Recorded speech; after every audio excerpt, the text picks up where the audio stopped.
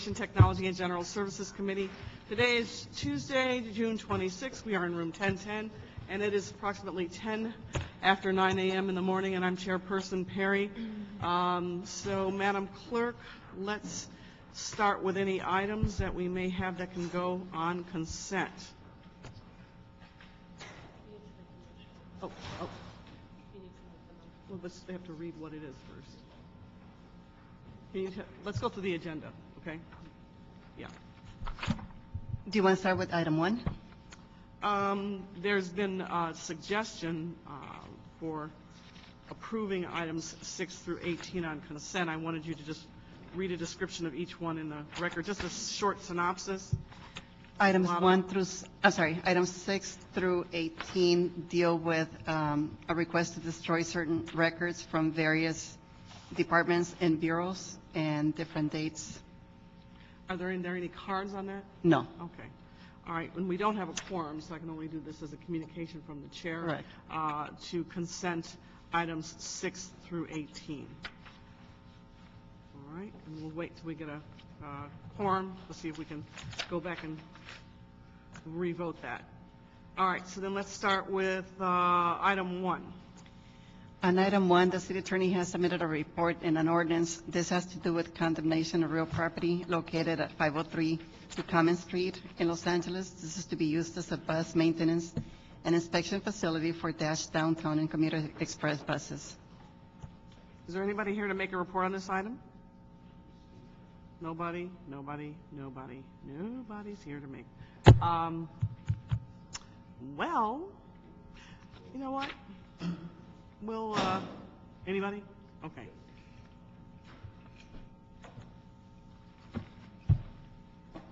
Good morning, David Roberts, General Services, Asset Management.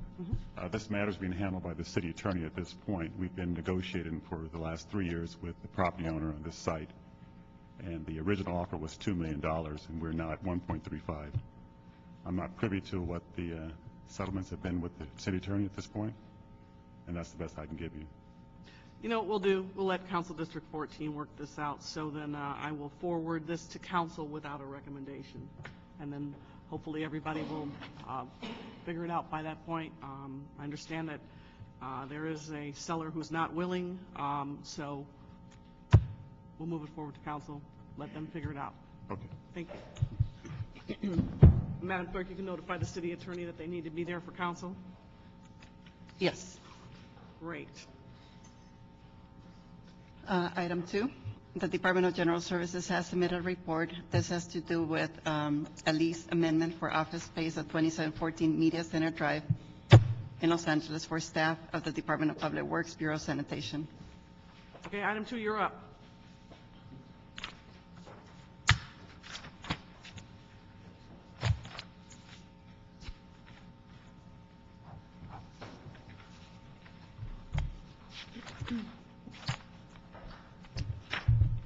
Reginald Jones Sawyer, Department of General Services. Just request to negotiate and execute a lease for the Bureau of Sanitation at 2714 Media Center.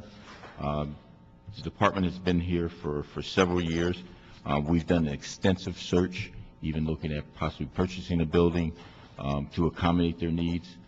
After, I guess we've been working on this for almost a year, it come to consensus that the best place for them to be both operationally and financially would be for them to stay at 2714 Media Center for the next 5 years,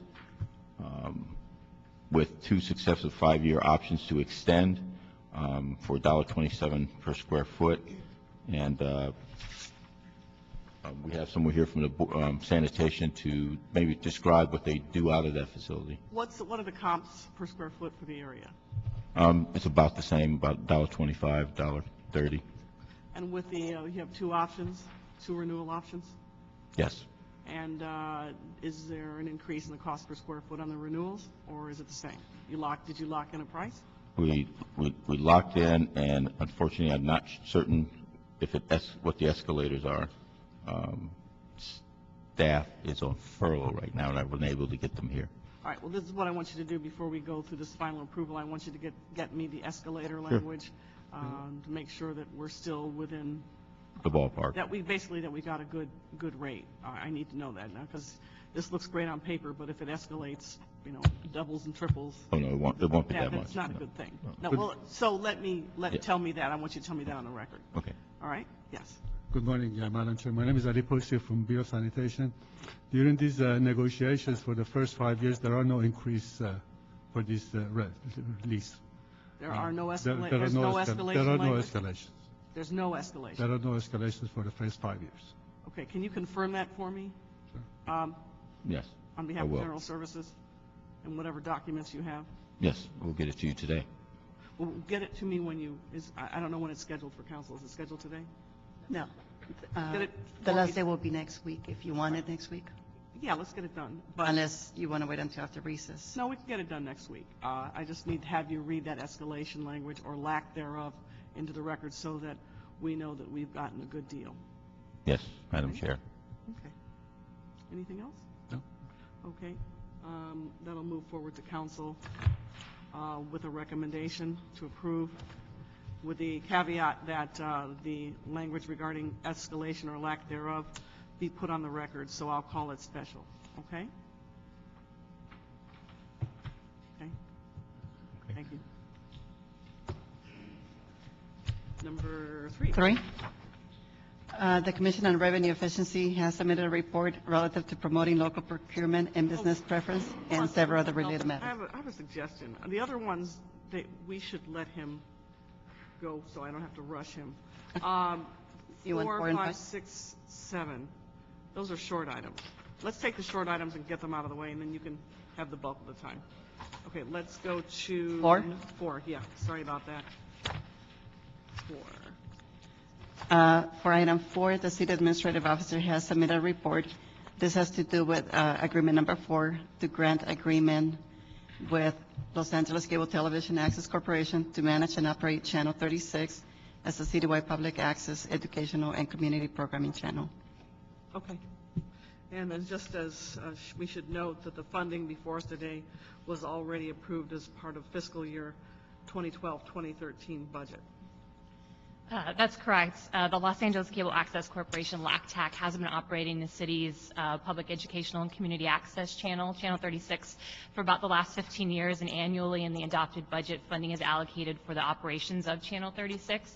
So the item that's before you is a request simply to extend the existing grant agreement with Channel 36 in order to include this funding, which is $505,000 for the 2012-13 operation of Channel 36 by LACTAC. On operational expenses only.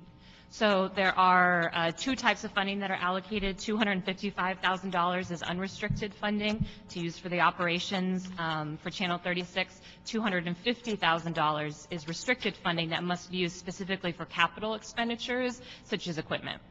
Okay. All right. I'll move that forward with my recommendation. Thank you. Number 5. For item 5, this is a joint report from City Controller and Information Technology Agency requesting approval to execute a contract with CGI Technologies and Solutions to extend the contract to continue the provision of financial management system post-implementation. Okay. Good morning. My name is Beverly Dembo. I'm an Assistant General Manager with ITA. In July of 2011, the first phase of the city's new financial management system, FMS, was implemented, providing general ledger, accounts receivable, accounts payable, and reporting functions to all departments citywide. The project was jointly managed by the Controller and ITA, and all departments participated. This was a significant accomplishment to replace the existing 25-plus-year-old marginally functional financial system. Since that time, we, being the Controller and ITA, have been actively supporting and updating the system. Phase 2 of the financial management system, which was the centralized accounts receivable reporting function, CAR, for the Mayor's Office, was implemented in April of this year. The controller also identified critical improvements which have been made and implemented in the system. System stabilization continues. During this fiscal year, the support team responded to 3,500 issues and changed the system 260 times. We are in the process of completing the first annual close with the new system that will run through the end of August, and the CAFA reports are being developed and will be completed in December of this year, this calendar year. Due to various situations during the past 4 years, ITA's staffing level is at approximately 50% of what is needed to support the system with limited vendor participation.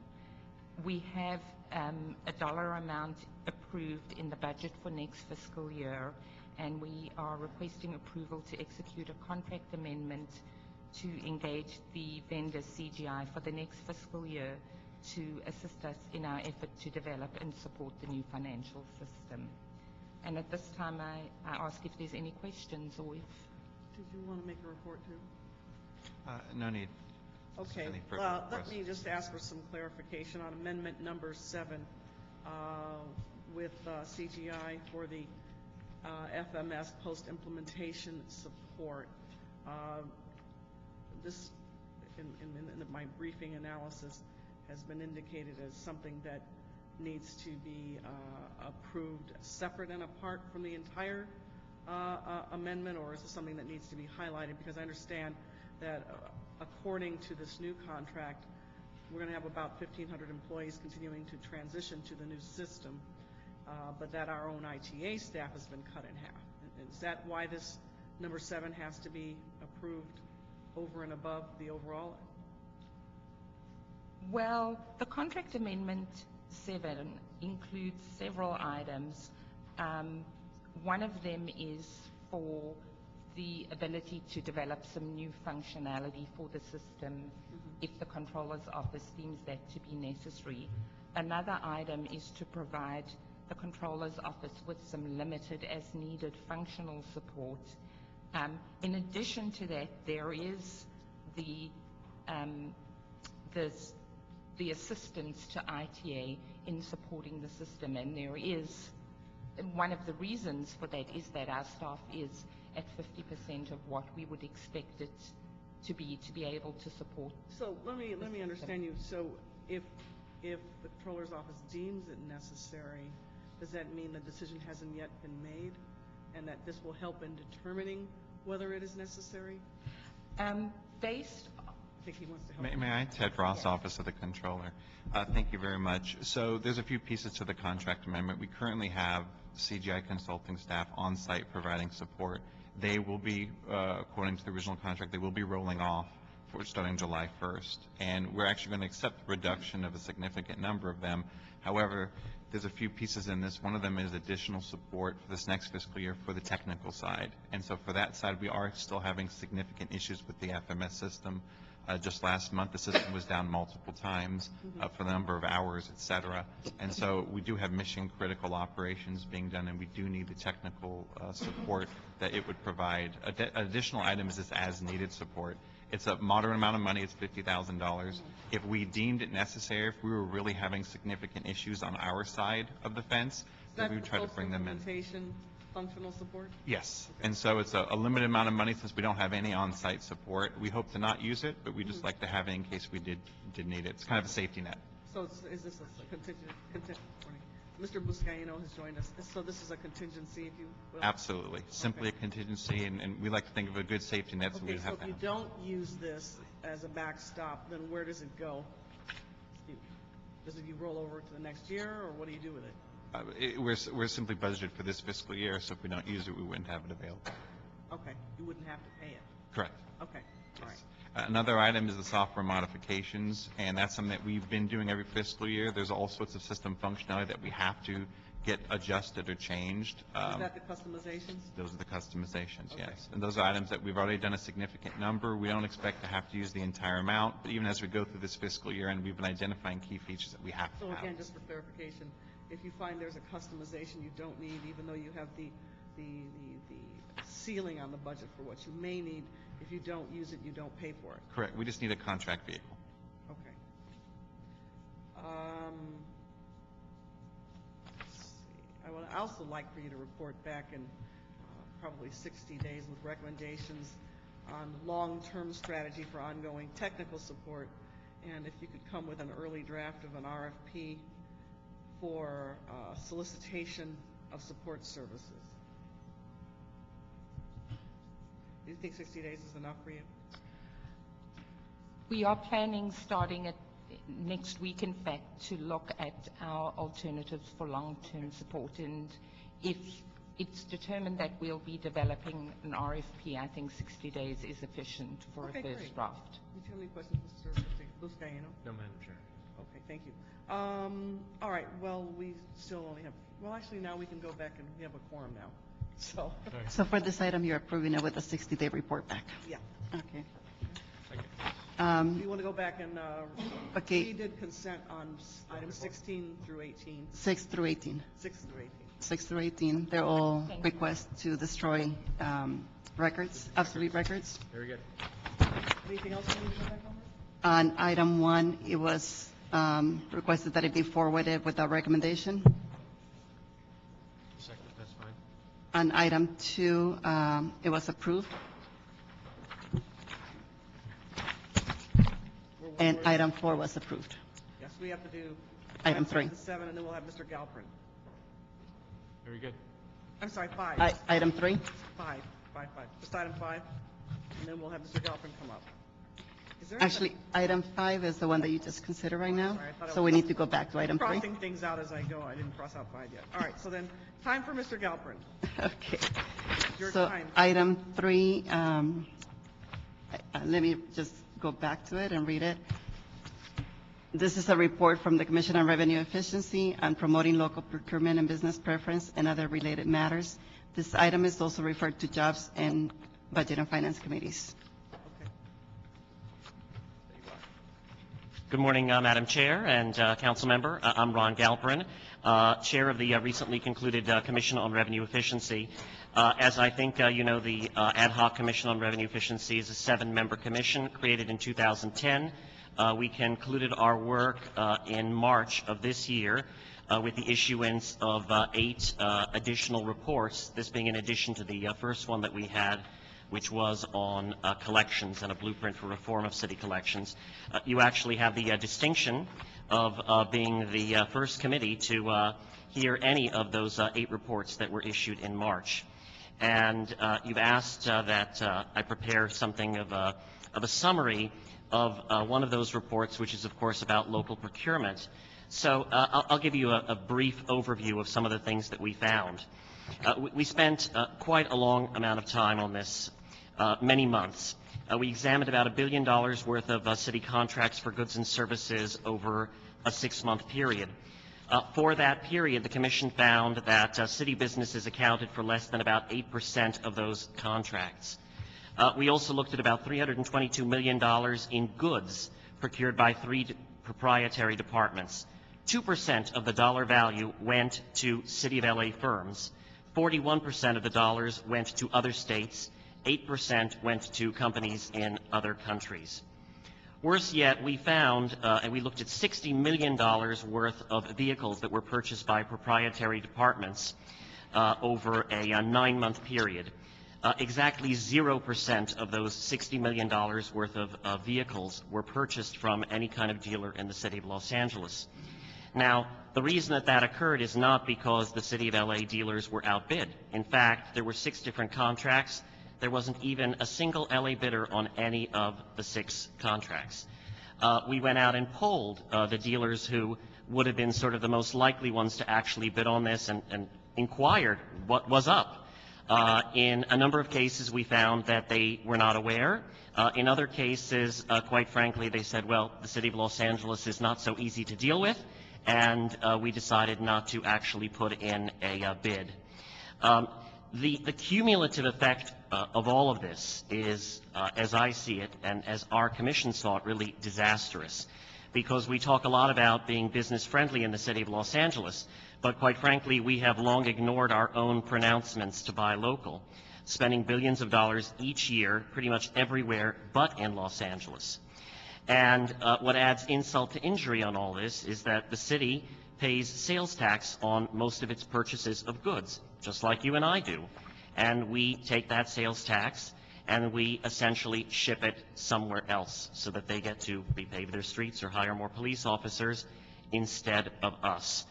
Our report not only details all of this, but also looks in depth at the 8% local preference that was put in place by the council last year, looking at what kind of impact it will or will not have.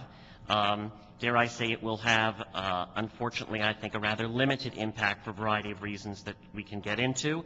And we also go into all of the various proposals. Why don't you, I'm looking at it. What did you collect in terms of information from your research? Is it that people are not aware, or they just think it's not worth the hassle, even with the preference, or what is it? Well, that 8% local preference, first of all, as I'm sure you know, applies to all Los Angeles County businesses. So it's not just for a City of Los Angeles business. So theoretically, we could be providing that 8% preference for a car dealer, say, in Alhambra. Second of all, it applies officially only to those that are non-proprietary departments. And there is an encouragement, as it were, for it to apply to the proprietaries, but it's not an absolute rule.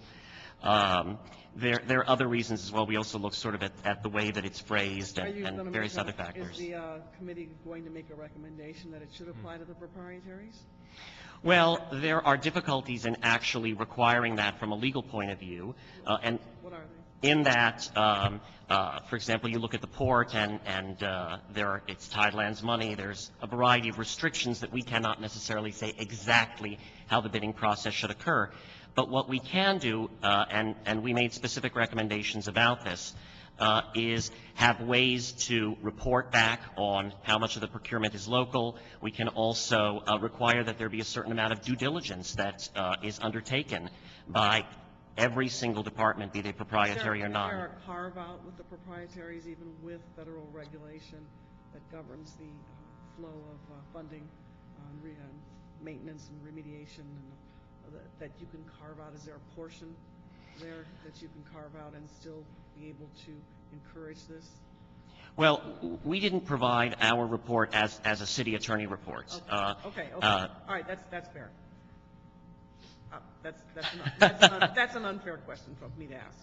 I will pursue that. But there's definitely a way, as we see it, to apply various kind of due diligence requirements upon the departments. Yeah, I think there probably is. It's not a blanket no. Correct. Yeah, okay. Do you have a question? Yeah, thanks, Ron. I just wanted to thank you and your commission for shedding light on this critical issue in this report. Your commission recommended hiring an inspector general, is that correct? For revenue collections. Can you give us the details or the job responsibilities of the IG? Sure. The inspector general was recommended in connection with our blueprint for reform of city collections. And actually, as of about a month ago, that IG has now been hired by the city and is at work. So probably, if you haven't had a chance to meet with him or to bring him in, you may want to take it. And who does the IG report to? That is to the CAO and also to the mayor's office, but also is to be making reports to the city council. The idea of the IG was the following. We came out with 65 very specific recommendations about reforming collections. And mind you, there have been also recommendations put forward by the controller, by others, and many of these just kind of went by the wayside. Great ideas, but nobody ever did anything about them.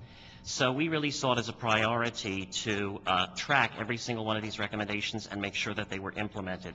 We also, in March, issued our own supplemental report in which we looked at every single one of the 65 recommendations, color-coded them by what's been implemented, partially implemented, not implemented, et cetera. And also, it's not just about reforming collections overall, at least as I see it, but if the IG can focus on a couple of very distinct pools of money, that would be extremely helpful. Sort of look for where the big money is to be found.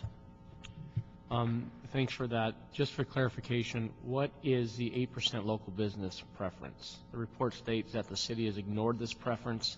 Is there an issue or reason why we're not following through on the business preference? Well, the 8% local preference is one that was put in place last year. Not so much that it's being ignored, but that it has somewhat limited application. And there are other things that can be done, and they're laid out in our report about how do you really encourage more local bidding. Because if you don't get more local bids, then you can have that 8% local preference, and what does it necessarily mean? Got it. Thank you, Madam Chair. More? Thank you very much. That was it? Oh, no, I thought you had some additional questions. No, go ahead. I could, if you like, just very briefly go over some of the specific recommendations, if that would be helpful to you. Let me turn to, you have the report in front of you. Let's see, I believe that begins on page 12. So one aspect of this is really looking at all the legal dimensions. We had some real questions, and again, we're not seeking to function as counsel or as a city attorney here. But we did have some questions in terms of the way that the charter is written, what the application of that 8% would be when it comes to both competitive bids and competitive sealed proposals. And this is something that we recommend that there be a report back from the city attorney kind of really addressing some of the concerns that we had. There's also, of course, the issue of that 8% being for the county, any county business as opposed to a city business. The city attorney's position was that it might take a change in the charter in order to really have a City of LA business preference. If that is in fact the case, our commission was recommending that there be put forward before the voters such a charter amendment. We also really feel that there's still a dearth of facts and a great deal of need for more information in terms of looking at how much business we're really doing with LA City businesses versus non-LA City businesses. Of course, you can have a contract with a contractor in Texas who's got a whole bunch of subcontractors here in Los Angeles. So to say that it's done with a Texas company does not necessarily mean that we're not doing any business with City of LA. But there are some ways to break that down. We also really need to have a much better sense of exactly how much sales tax we are paying to other jurisdictions, because it adds up to an awful lot of money. And interestingly enough, if you look at sales tax revenues per capita in the city of Los Angeles versus the county, we are well below the county and well below most other cities which are within the county. If we were simply to have as much taxable sales overall as the county average, that would result in another $61 million a year for the city just in sales tax revenue. Rather staggering. And we've got a whole bunch of suggestions and reports back that we would recommend from General Services and from others in terms of exactly what's being done to not just encourage local bidders, but to recruit them. We look at a paradigm that the mayor's office has pursuant to an executive directive number 14 and how that can be applied citywide. We look at cooperative purchasing agreements and most notably the U.S. communities paradigm and what that means for the city of LA, where there is a blanket ordinance whereby a department, for example, can purchase through U.S. communities without going through the regular bid process. It's actually an easier process than our own rather convoluted bid process, and results when we do that in a lesser chance that we're going to be doing business with an LA company, sort of a perverse disincentive to do business with LA. And then we look again at I mentioned the sales tax impacts and what can be done perhaps to change the definition of lowest responsible bid or lowest responsible bidder to take in consideration the sales tax that would come back to us when we are purchasing goods in the city of LA versus somewhere else. Okay. Your point number, you went over point number 11, right? I didn't hear you say much about that? I'm sorry? Point 11 on the MTA and LAUSD. Yes. What page are you on? I'm on page 15. Page 15. Yeah. I'm Actually, kind of interested in that because I'm not sure how we, quote, work with them since there's no obligation. There's no legal Correct. nexus for us to work with them. So what would be your proposed legislative solution to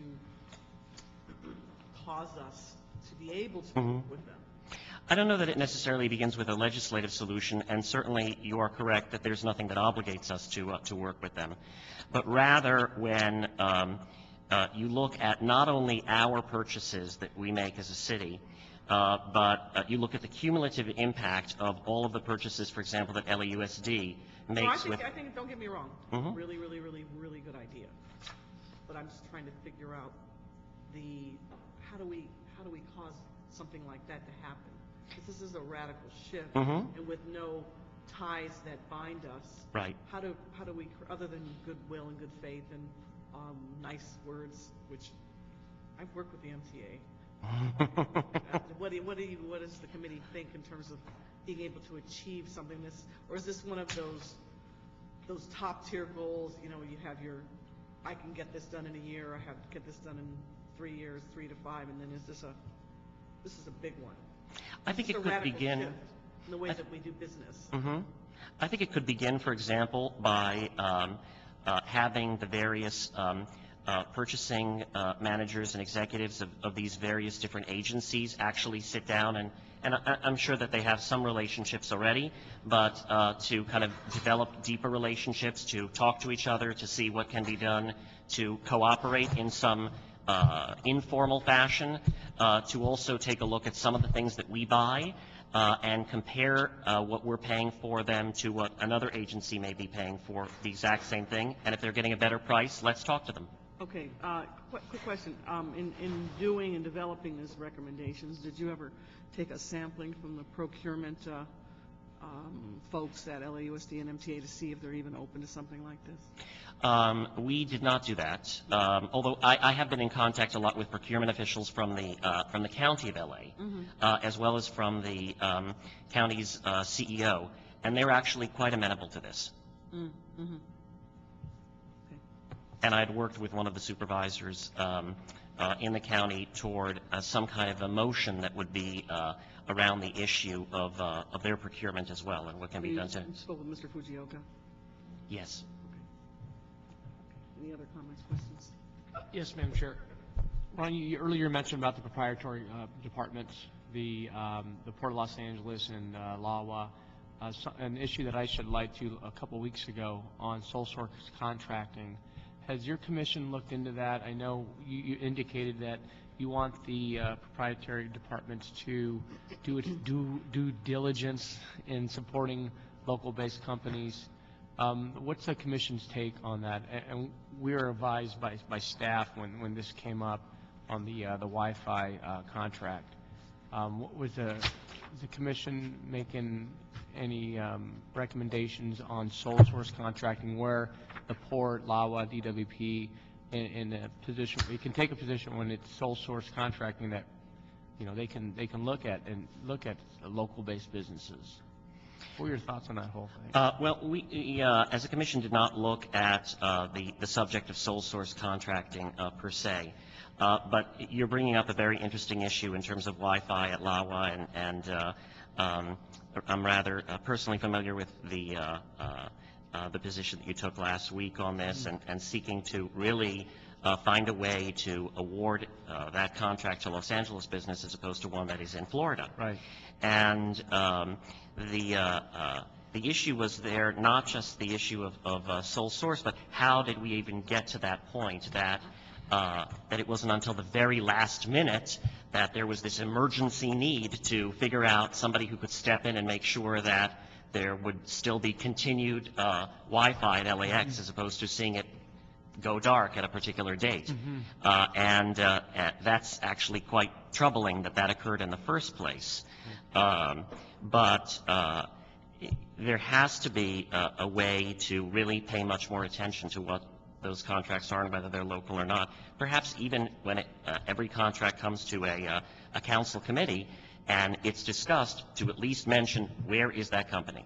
If nothing else, it's for the record. There's some discussion on that subject. It's a reminder every time there's a contract that comes up that we should be paying attention to LA businesses. That's not to suggest that we should be paying more necessarily. That's not to suggest that we should be concentrating just on LA businesses and buying inferior goods, but just paying attention to this because it can make a huge difference for our economy and for our own pocketbook as a city. The FAA requirements and state lands requirements that they don't have to abide by a local preference. Is that my understanding?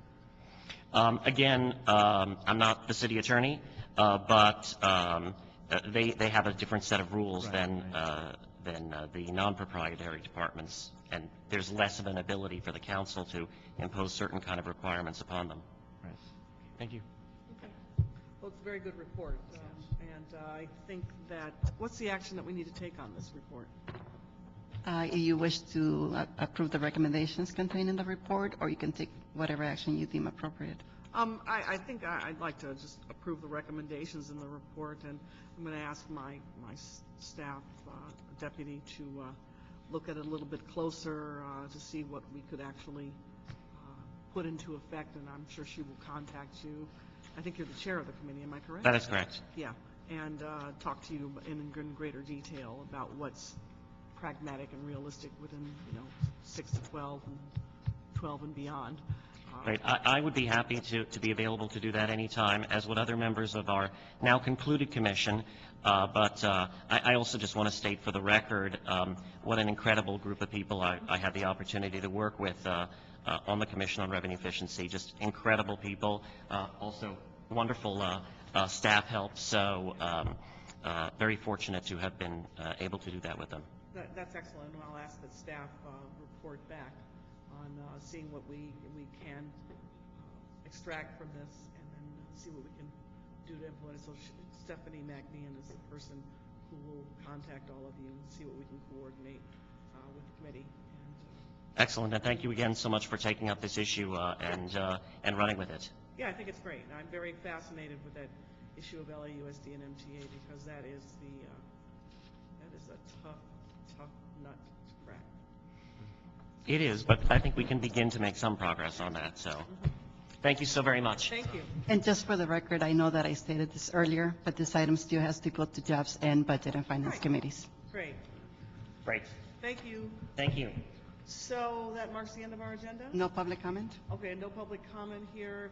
This is the part of the meeting where if you wish to comment on items not on the agenda, feel free to step forward and do so at this time. Seeing that no one is coming forward, I will adjourn the meeting. Thank you very much.